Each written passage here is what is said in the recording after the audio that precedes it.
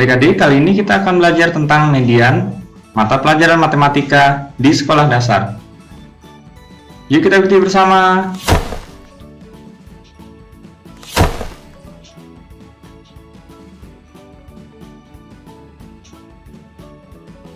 Pengertian dan cara mencari median.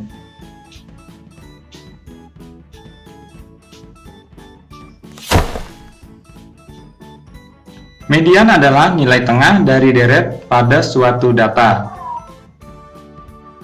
Caranya, yang pertama, mengurutkan data dari yang terkecil sampai yang terbesar. Kedua, jika jumlah deretnya ganjil, maka nilai median langsung diambil dari deret tengahnya. Yang ketiga, jika jumlah deret genap, maka caranya adalah jumlah dari dua angka deret tengah dibagi 2.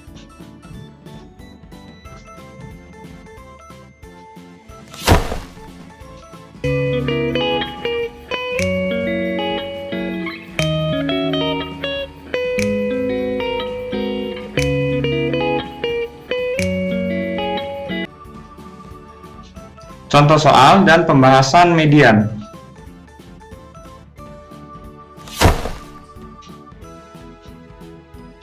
Disajikan sebuah data sebagai berikut: 7, 6, 8, 9, 10, 7, 8. Tentukan median dari data tersebut. Jawab. Yang pertama kali kita lakukan adalah urutkan dari yang terkecil ke yang terbesar. Kita lihat, kita mulai dari yang terkecil, yaitu mulai dari 6, kemudian 7, 7 lagi, 8, 8 lagi, 9, 10. Selanjutnya kita hubungkan yang paling kiri dengan yang paling kanan, atau kita pasangkan 6 dengan 10, 7 dengan 9, 7 dengan 8. 8 berdiri sendiri. Ini merupakan data ganjil, yaitu sebanyak 7 data. Jadi 8 berdiri sendiri atau 8 adalah mediannya.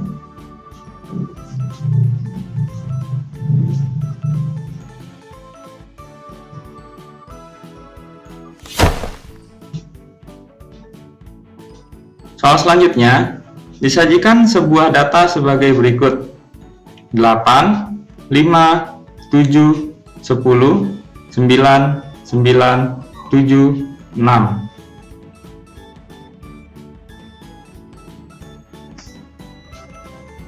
Tentukan median dari data tersebut. Jawab. Pertama kali kita urutkan dari yang terkecil ke yang terbesar. Mulai dari 5, 6, 7, 7, 8, 9, 9, 10. Kita perhatikan jumlah data tersebut sebanyak 1, 2, 3, 4, 5, 6, 7, 8. Jadi ini merupakan data genap. Angka pertamanya seperti biasa, kita pasangkan dari yang paling kiri dengan yang paling kanan, yaitu 5 kita pasangkan dengan 10, 6 kita pasangkan dengan 9, 7 kita pasangkan dengan 9, dan yang terakhir 7 kita pasangkan dengan 8.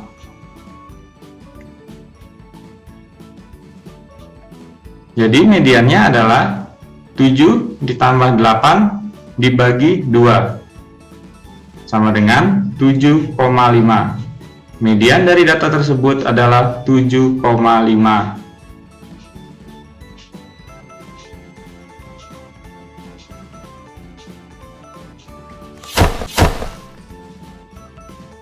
Adik-adik, sekian materi kita kali ini. Ikuti terus video selanjutnya. Rajin dan semangat selalu belajarnya. Sampai jumpa lagi. Terima kasih telah menonton video ini. Selamat pagi dan salam sehat untuk kita semua. Apa kabar adik-adik? Semoga tetap dalam lindungan Tuhan, sehat selalu, dan jangan lupa mengucap syukur. Kita mulai pembelajaran hari ini di subtema 2, persatuan dalam perbedaan, pembelajaran 3, cara hewan beradaptasi. Nah, cara hewan beradaptasi dengan lingkungan ini yang pertama ada dengan morfologi atau melalui struktur tubuh. Nah, struktur tubuh di sini ada bagian-bagiannya yaitu struktur gigi. Struktur gigi di sini tentu struktur gigi hewan karnivora, herbivora, dan omnivora berbeda ya. Ada yang tajam, ada yang runcing, tergantung pada makanan yang dikonsumsi oleh hewan tersebut. Kemudian ada bentuk paruh. Bentuk paruh ini sering kita perhatikan pada unggas dan juga burung. Bentuk paruh burung merpati tentu berbeda dengan bentuk paruh burung elang.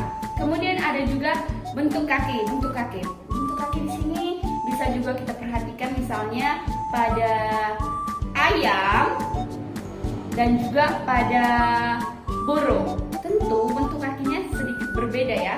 Mungkin ada juga yang perbedaannya langsung muncul. Yang kemudian ada juga bentuk mulut. Bentuk mulut ini biasa kita perhatikan pada serangga. Ada serangga bentuk mulutnya yang pengisap, penjilat. Baru kemudian ada juga serangga yang bentuk mulutnya bentuk mulut penggigit. Tergantung bagaimana dia mengkonsumsi makanannya. Misalkan bentuk mulut dari ikan. Misalkan bentuk mulut dari burung, misalkan burung pemakan biji-bijian dan juga burung pemakan daging. Tentu itu berbeda ya. Kemudian lidah yang panjang dan lengket bisa kita perhatikan sering pada hewan cicak. Cicak di sini dia mempunyai lidah yang panjang dan juga lengket untuk menangkap nyamuk ya, hal sederhananya. Kemudian cara beradaptasi hewan melalui dengan lingkungannya dengan fisiologi. Fisiologi ini penyesuaian diri melalui organ tubuh hewan. Organ tubuh di sini maksudnya organ bagian dalam ya. Jadi kita tidak dapat melihatnya dengan langsung.